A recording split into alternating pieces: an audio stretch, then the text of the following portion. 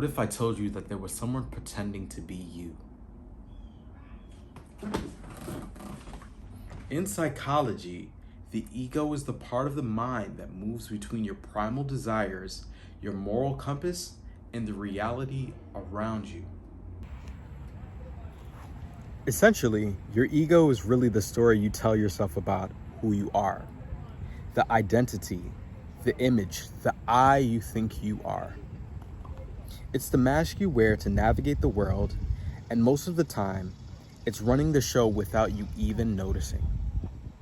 In today's video, I'm going to be talking about the ego, and I'm going to be sharing a personal experience about the time that I showed ego. And I'm going to be giving tips on how you can navigate ego so that you can work with it instead of it controlling you. The two faces of ego. There is healthy ego and there is unhealthy ego.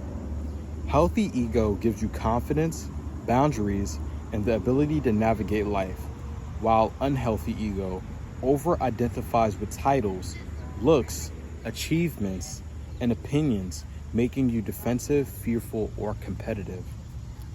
So now I want to share with you what happened to me the other day at work, because I think that it was very powerful and maybe you guys can relate to it.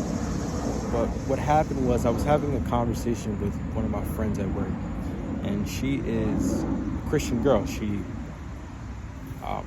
didn't start off Christian, but she became Christian, and she's very into the faith.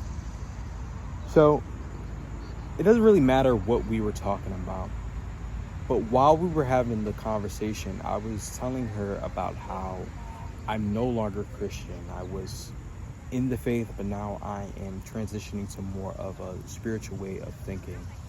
And in the conversation, I wasn't able to fully convey how I felt, or I wasn't able to fully convey the ideas of spirituality that I've been practicing.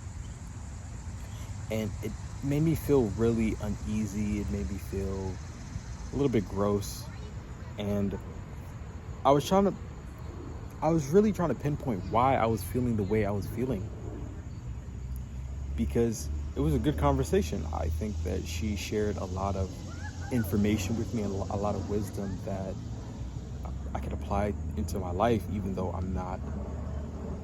no longer identify with the Christian faith.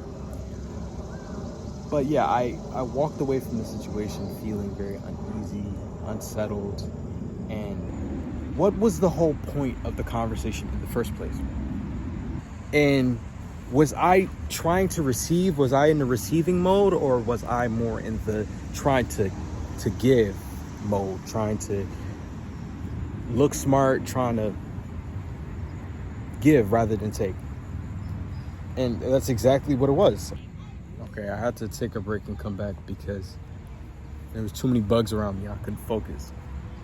But yeah, I took a step back and I'm like, why am I feeling the way I'm feeling? I don't feel good. I feel dirty in this conversation, even though it was a very great conversation. So I had to take a step back and really think, what was the purpose of it all? Why were we having the conversation in the first place?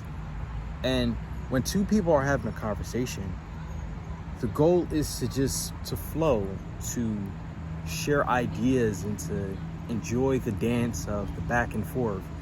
You give, they give. You take, they take. The tango. But that's not what I was trying to do. The ego in me wanted to appear smart, because like I said, I wasn't able to fully convey how I felt in the moment. I couldn't talk as clearly and confidently as she was speaking in the moment.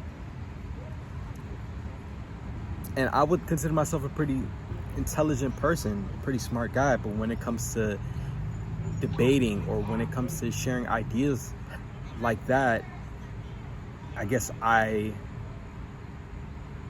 just don't got it. I don't have it until I do. It's a skill you have to work on.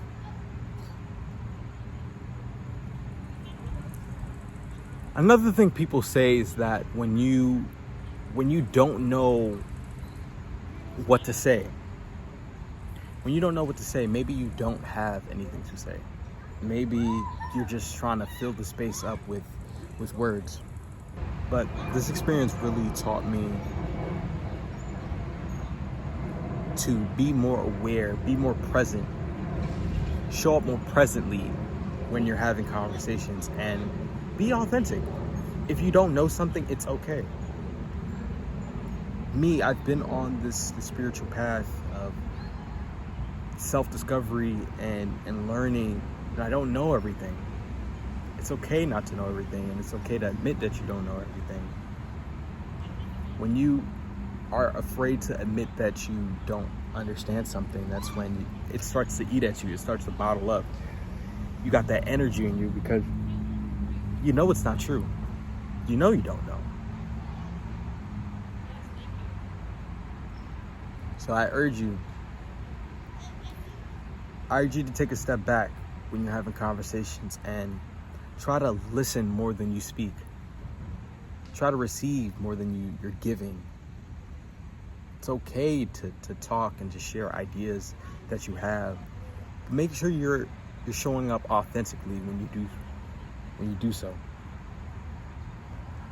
So let's get back to the other points that I wanted to touch on.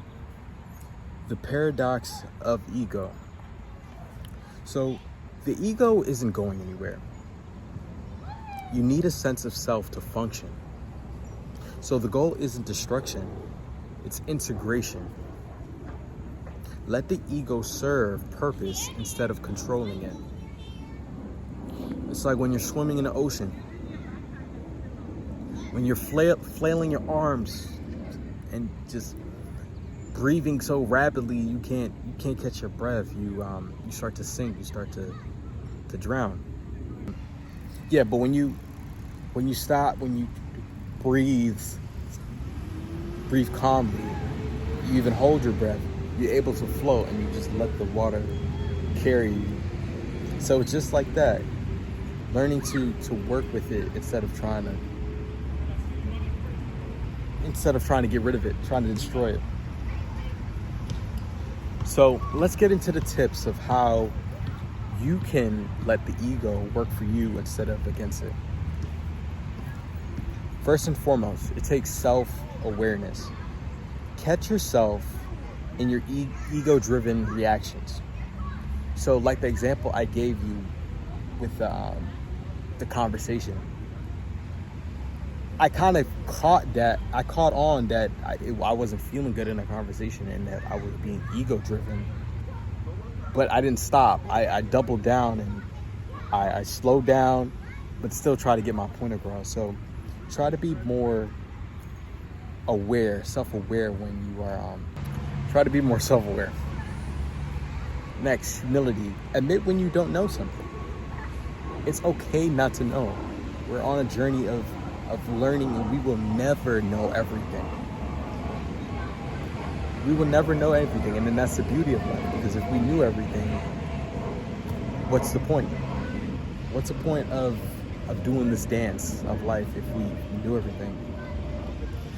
That's why I think that we came back here on earth, is to experience, it's to figure it out to figure it out once again.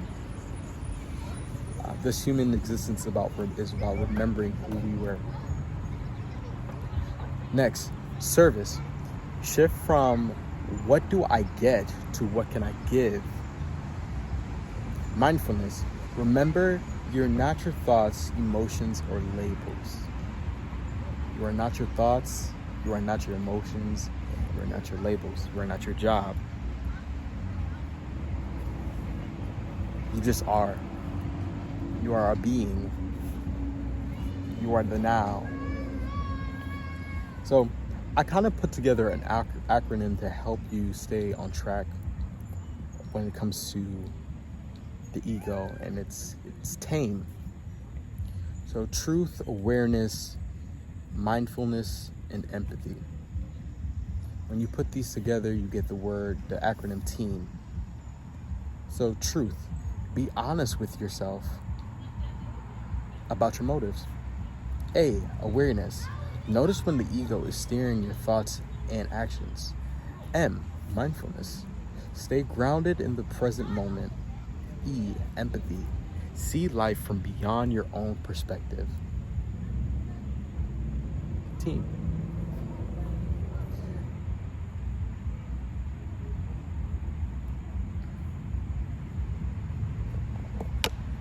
The ego is a mask that we wear to survive.